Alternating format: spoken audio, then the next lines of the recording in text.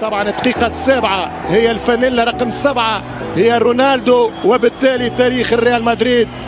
معشر السامعين حضرات المدريديين، في زمن النكران وعصر الزهايمر، هل يقدر فلورنتينو بدون كريستيانو اللي انقلبت عليه الملايين؟ هذه الملايين اللي طالما اسعدها لسنوات ونادت باسمه للسنوات، اضاف البرتغالي فيها للرداء الابيض نصاعة وبريق، واضاف لألقابها 15 بطولة ولسجلاتها 4 كرات من ذهب.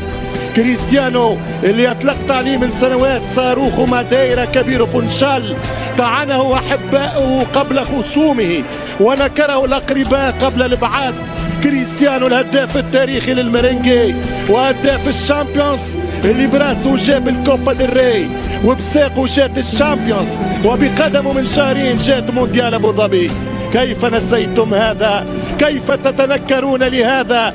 الآن صار رونالدو أعوج وأعرج ومحول، الآن أصبح الدون ما عنده في السوق ما يذوق.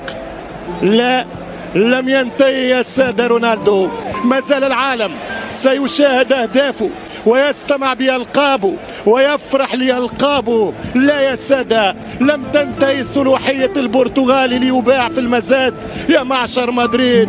هذه كلمات ليست مرثية في نجم البرتغال، ولكنها مني إقرار واعتراف. هذه كلمات هي اعتراف وإقرار لنجم ليس كباقي النجوم. جاوبهم يا البرتغاز، حطهم في كادرهم وفي وقتهم وفي أيامهم يا البرتغاز.